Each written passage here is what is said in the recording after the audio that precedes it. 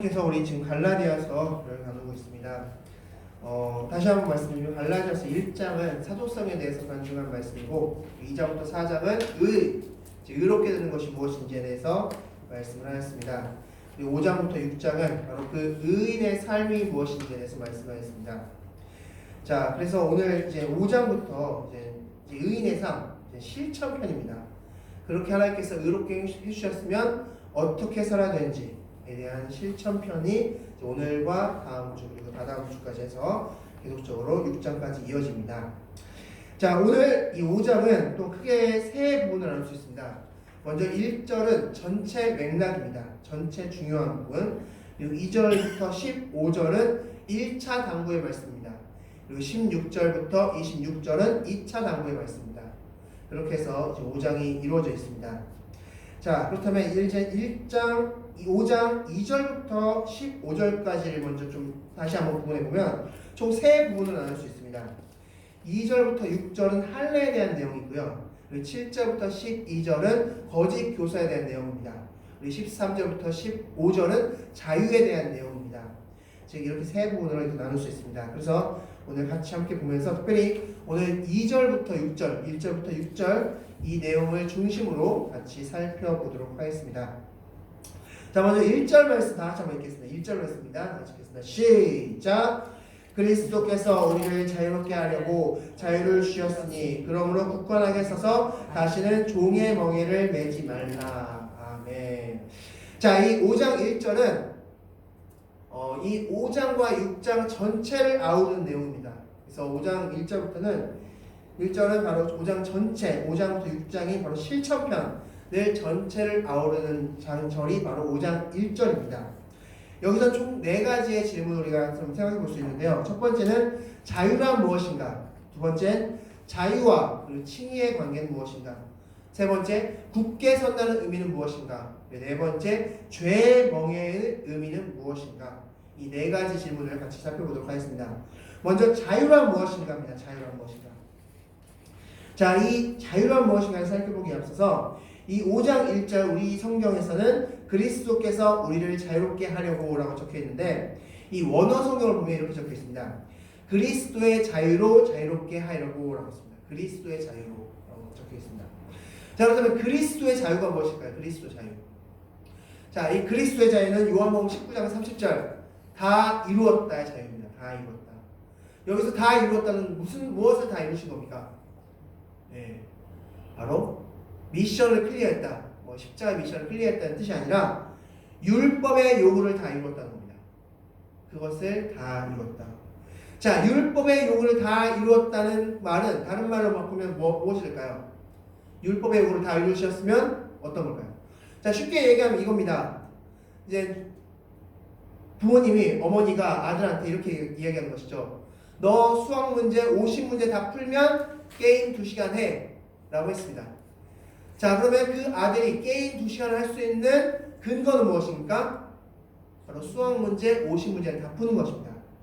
즉 어머니의 요구 수학 문제 50문제를 다 푸는 그 미션을 클리어하면 그것을 다 행하면 그러면 게임 2시간 할 수 있는 겁니다.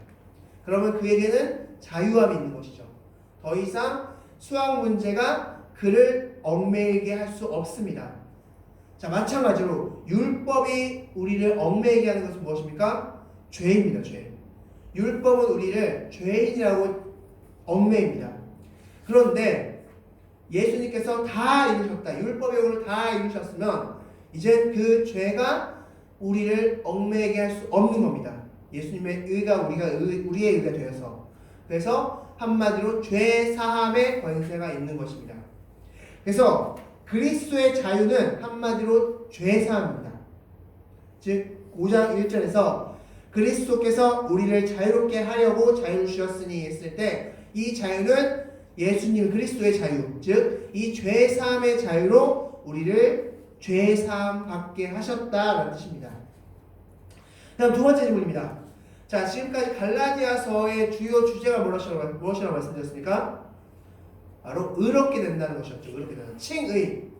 바로 의롭게 된다. 그렇다면 자유와 칭의의 관계는 무엇일까요? 자, 앞서서 자유에 대해서 칭의에 대해서 말씀하시다가 5장부터는 자유에 대해서 말씀하셨습니다. 자, 그러면 칭의와 자유의 관계는 무엇일까요? 자, 칭의가 무엇인지 먼저 생각해보면 칭의, 바로 의롭게 된다는 것이죠. 의롭게 된다는 것은 다른 말로 말하면 무엇입니까? 바로 죄가 없다는 겁니다. 네. 죄가 없으니까 의롭게 되는 것입니다. 그렇다면 자유는 무엇인가요? 앞서 말씀드렸죠? 죄가 없다는 겁니다.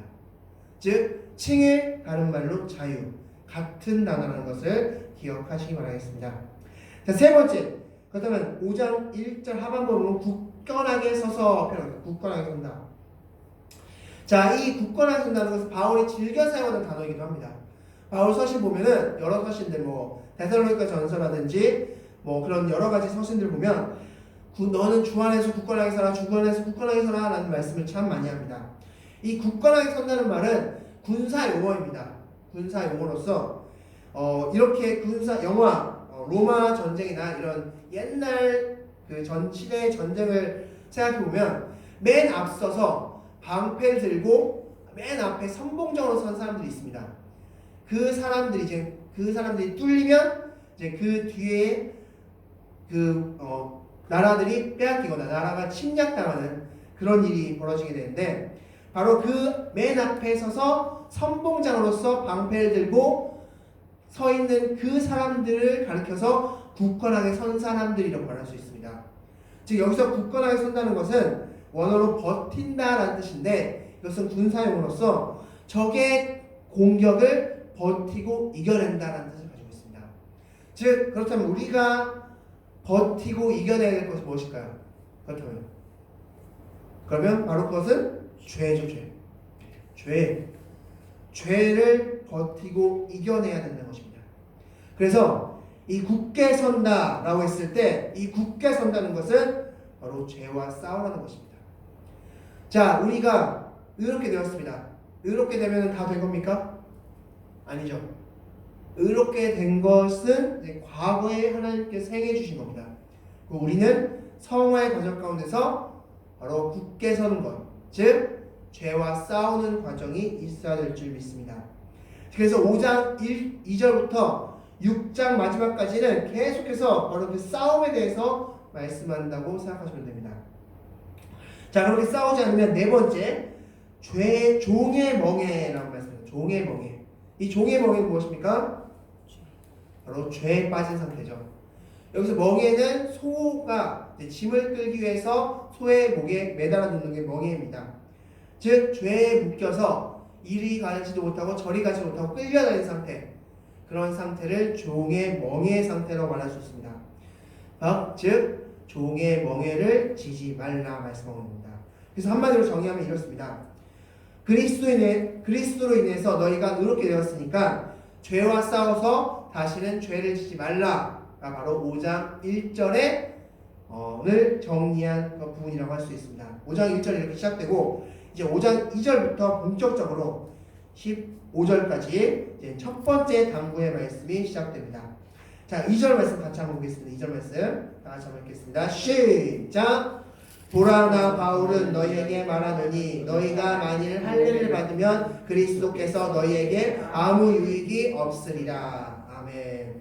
자, 잠깐 16절 말씀 보시겠습니다. 16절 말씀 보면 내가 이르노니 라고 적혀있죠. 내가 이르노니. 그리고 2절 말씀에 너희에게 말하노니 라고 적혀있습니다. 그러니까 2절부터 15절은 첫 번째 당부고 16절부터 26절은 두 번째 당부라는 것을 알 수 있습니다. 첫 번째 당부, 두 번째 당부. 자, 그럼 첫 번째 당부의 2절 말씀 보면 첫 번째 말씀하신 게 바로 할례에 대한 부분을 말씀하셨습니다. 할례. 자, 이 할례가 도대체 무엇인가를 좀 우리가 생각해 봤으면 좋겠습니다. 자, 한번 질문 드려보겠습니다. 할례. 지금 이 시대에도 할례를 받아야 됩니까? 왜 할례를 받지 않아도 될까요? 할례를 처음 명한 장은 창세기 17장입니다. 창세기 17장에 하나님께서 아브라함에게 가나안 땅에서 있는, 그래서 그 땅에서 10년 동안 처음에 하나님께서 아브라함이 75세 때 하나님께서 자녀를 준다고 말씀하셨고, 그로부터 10년이 지났지만 자녀가 없어서 그가 하갈을 통해서 이스마엘을 낳고, 그리고 13년이 지난 99세 때 아브라함이 99세 때 다시 하나님께서 아브라함을 찾아가셔서 하신 말씀이 바로 할례에 대한 말씀입니다. 할례를 행하라 하는 말씀입니다. 자, 그렇다면 할례가 도대체 무엇인가? 이 할례는 굉장히 이 이스라엘 백성들에게 중요한 예식이었습니다. 그래서 다윗과 골리앗 말씀, 사무엘상 17장 말씀 보면 다윗이 골리앗에 관해서 이렇게 표현합니다. 이 할례 없는 자가 하면서, 그래서 할례라는 단어는 굉장히 중요한, 이 할례 행위는 굉장히 중요한 행위였는데, 이 할례는 무엇이냐면 바로 약속입니다. 약속, 언약입니다. 언약. 그렇다면 약속은 의미가 있을 겁니다. 어떤 의미입니까? 할례의 의미는 어떤 약속입니까? 할례는 많은 분들이 이 할례의 의미를 이삭이 태어날 것에 대한 의미로 잘못 알고 계신데, 만약 그렇다면 이 할례는 아브라함만 행하면 됐었습니다. 그런데 하나님께서는 아브라함뿐만 아니라 그의 후손들, 그리고 심지어는 이방 백성들에게까지 할례를 명하셨음을 볼 수 있습니다. 즉, 이 약속은 이삭이 태어남에 대한 의미가 아니라 이 약속은 그리스도의 탄생에 대한 약속입니다. 자, 말씀을 통해서 확인해 보겠습니다. 창세기 15장 5절 말씀 다 같이 보겠습니다. 창세기 15장 5절 말씀 다 같이 보겠습니다.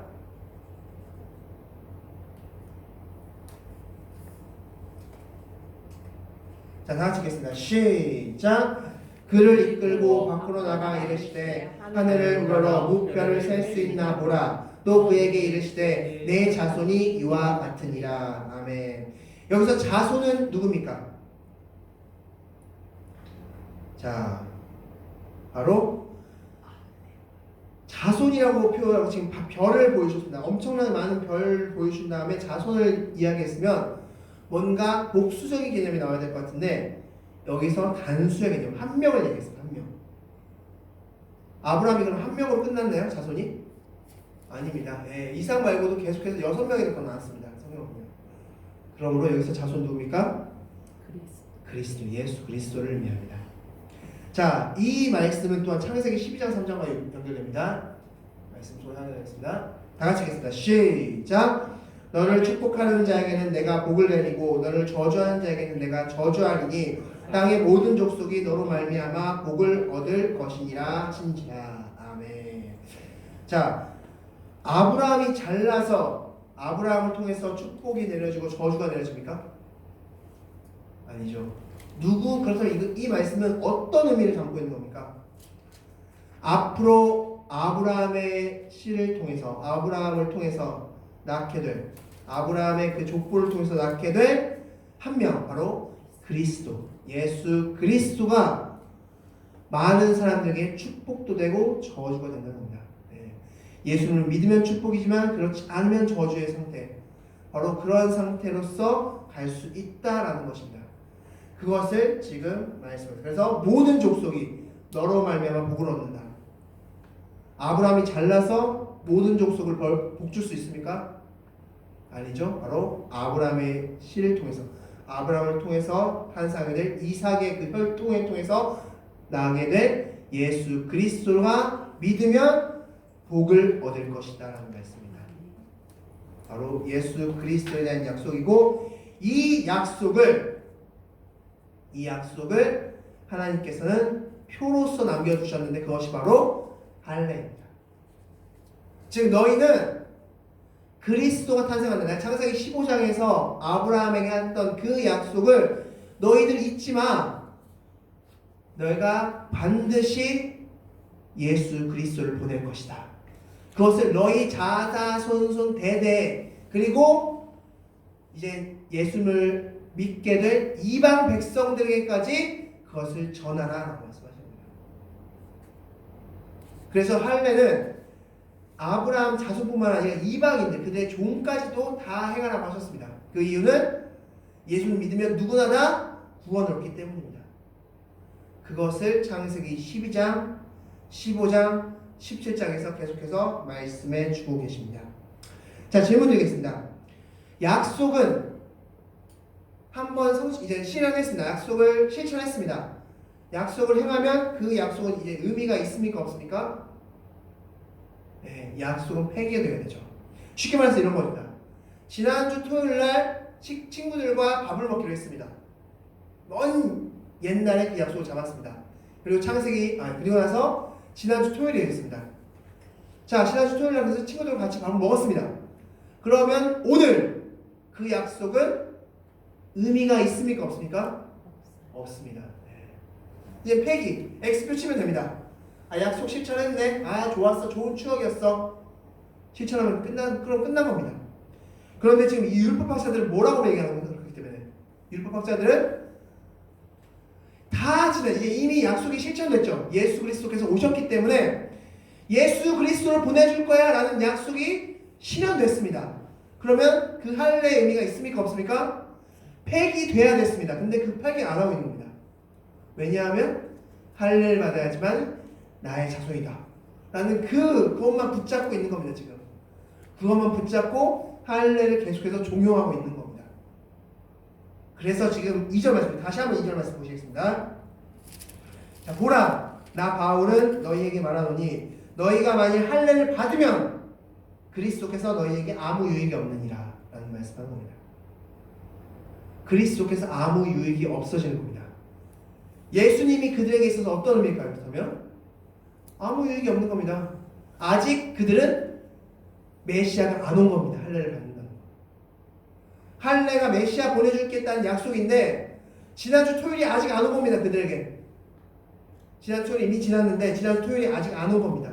그래서 그리스도께서 너희에게 아무 유익이 없다라고 말씀하고 있는 겁니다. 자, 그리고 나서 3절 말씀 다시 한번 읽겠습니다. 3절 말씀입니다. 시작! 내가 할례를 받는 각 사람에게 다시 증언하노니 그는 율법 전체를 행할 의무를 가진 자라. 아멘. 이건 역시 굉장히 중요한 말씀입니다. 핵심적인 말씀입니다. 자, 질문 드리겠습니다. 이 할례가 율법 조항에 적혀 있을까요? 없을까요? 할례를 행하라 라는 것이 율법 조항에 적혀 있을까요? 없을까요? 자, 613가지의 율법을 하나님께 주셨습니다. 그리고 장로들의 유전까지 해서 다 있습니다. 그런데 할례는 율법에 적혀 있지 않습니다. 율법은 언제 탄생합니까?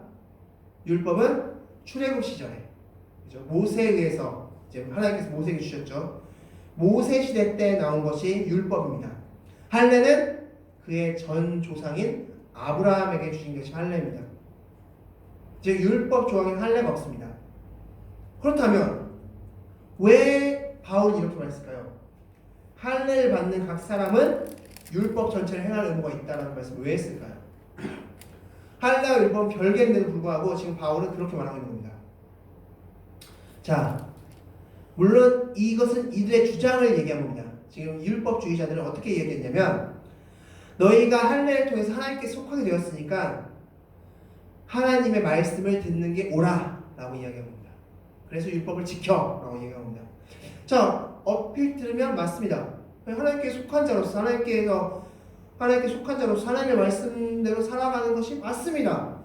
그런데 중요한 것은 무엇일까요? 여기서 중요한 것은 이들에게 있어서 예수님은 어떤 의미입니까? 아무 의미가 없다는 겁니다. 그러면 예수님이 아무 의미가 없으면 그들은 하나님의 뜻을 행함에 있어서 어떻게 행해야 됩니까? 내 의로 행하는 겁니다. 지금 우리는 어떻게 하나님의 뜻을 행하고 있습니까? 하나님의 의로, 예수 그리스도를 믿는 믿음으로써 우리가 하나님의 뜻을 행하고 있는데 이들은 그 예수님의 의미가 없으니까 그 하나님의 뜻을 행하고 하나님의 뜻대로 사는 것을 자신의 의로서, 자신의 노력으로서 행하는 겁니다. 그래서 지금 바울이 이렇게 얘기하는 겁니다. 너희들 할례를 행했지? 그럼 그 할례주의자들이 말을 어떻게 했니? 너희가 할례를 통해 하나님께 속하게 되었으니까 하나님의 뜻대로 살려고 했지? 근데 너희들 예수님이 너에게 아무 의미가 없잖아. 그럼 너희들 하나님 뜻대로 살려면 어떻게 해야 돼? 너희들 의로서, 너희들 노력으로서 행해야 되지?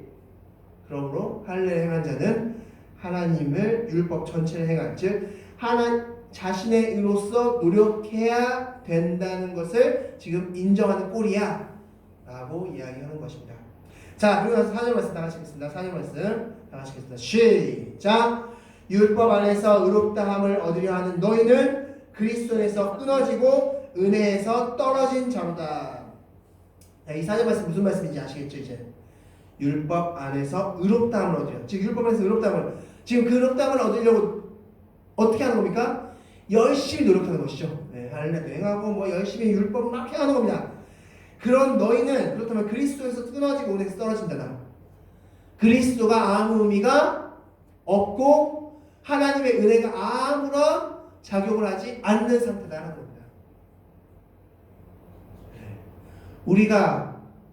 우리의 구원은 뭡니까? 우리의 구원은 은혜죠, 은혜. 내 노력이 가미되었기 때문에 하나님께서 자녀를 삼아주신 겁니까?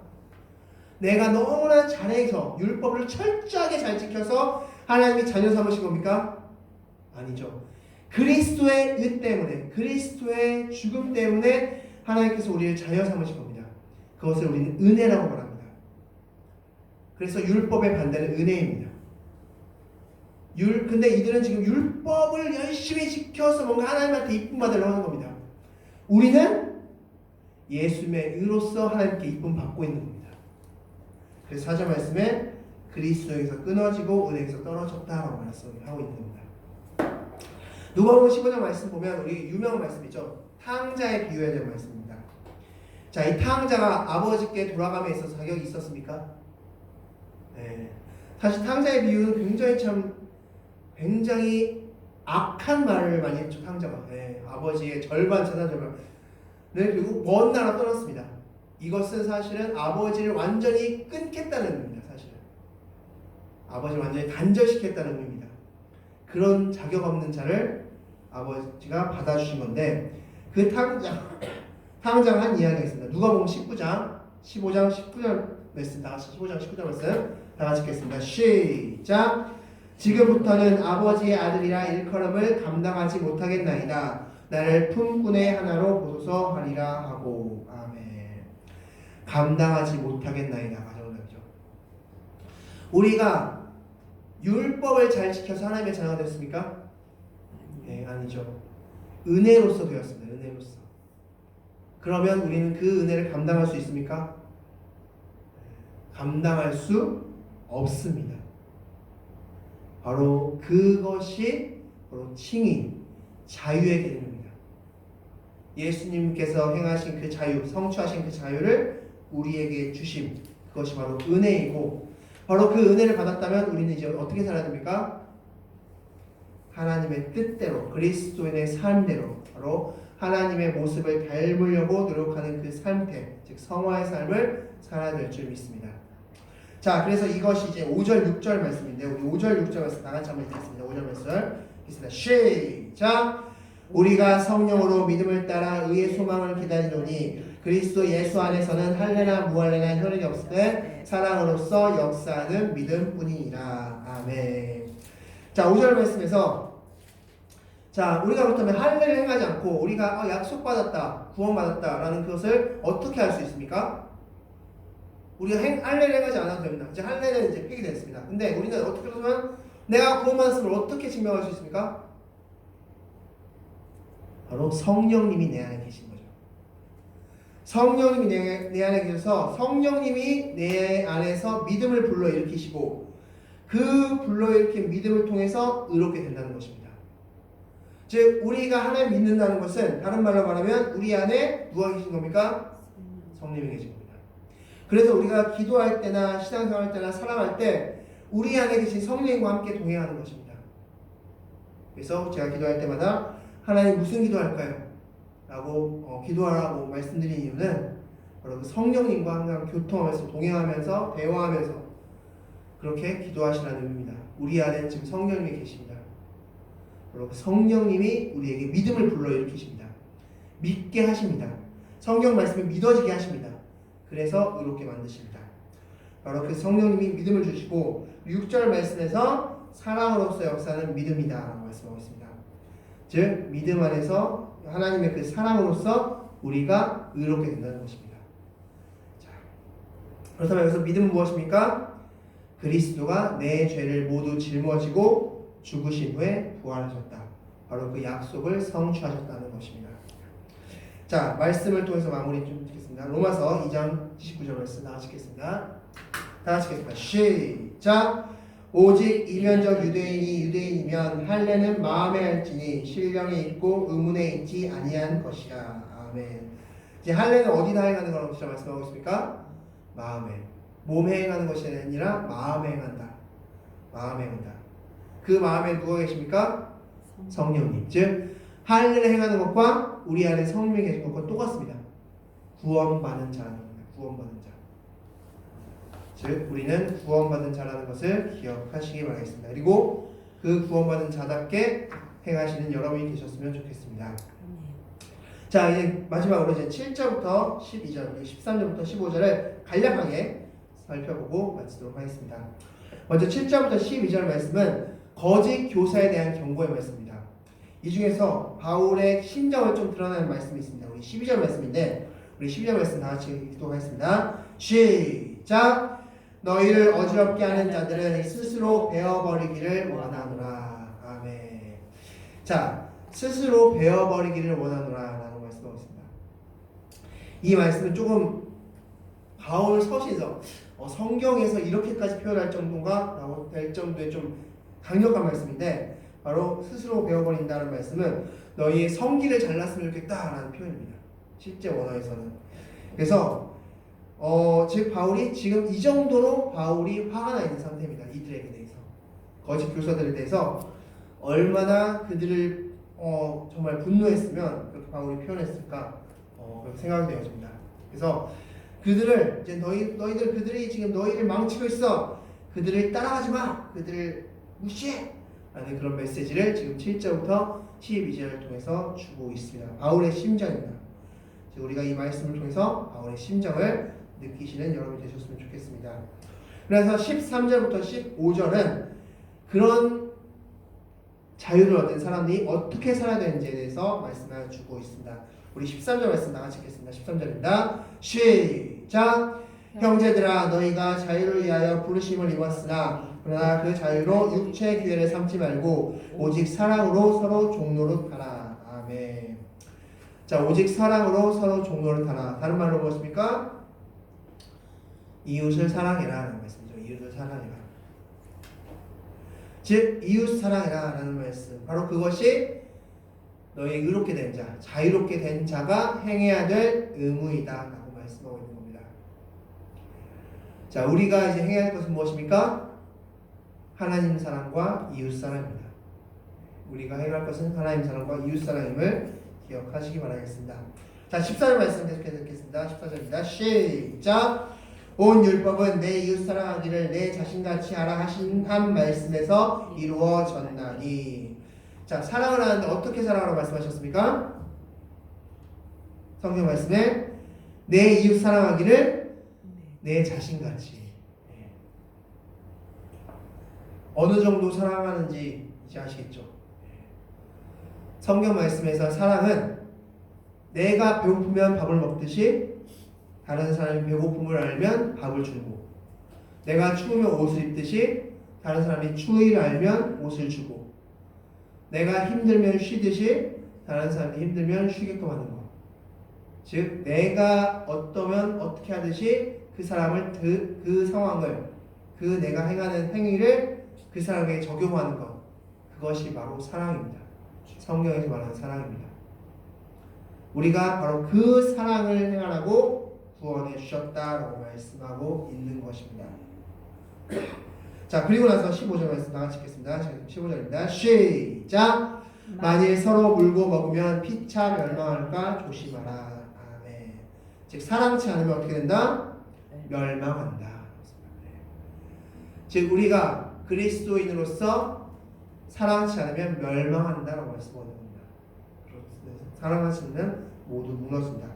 지금 갈라디아 상황이 그랬기 때문에 지금 바울이 그렇게 적은 것입니다. 두 파는 아니어서 할례를 해야 돼! 라고 주장하는 파가 있었고, 행하지 않아도 돼! 바울 선생님이 그렇게 말씀하지 않으셨어! 라고 막 싸우는 그런 상황이었기 때문에 지금 둘 다 멸망한다. 지금 잘못된 사랑 가운데 행하지 않으면 그렇게 멸망한다.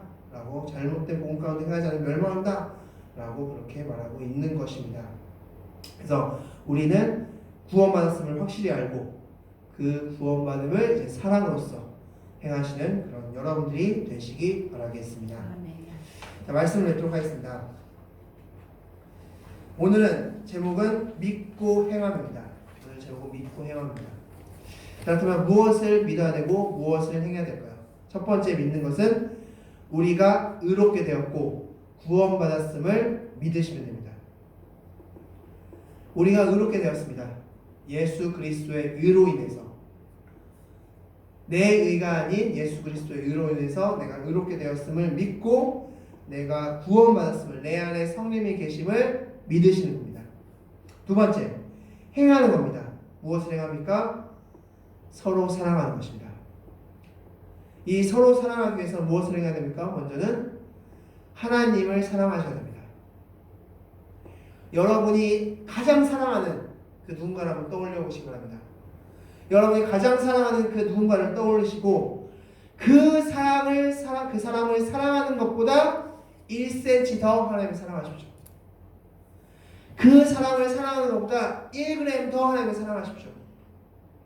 그 사람을 사랑하는 것보다 조금 더 1cm 더 그 사람 하나님을 사랑하십시오.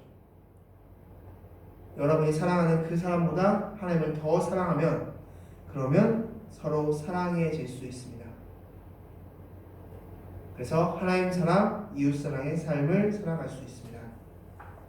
우리 오늘 갈라디아서 5장 우리 상반절 바울의 첫 번째 권면의 말씀 같이 보았는데, 우리 오늘 말씀 할례가 무엇인지 그리고 자유가 무엇인지 그것들을 잘 기억하시면서 우리가 무엇을 믿어야 되고 무엇을 해야 되는지 기억하시는, 기도하시는 여러분이 되시기 바라겠습니다. 기도하시겠습니다.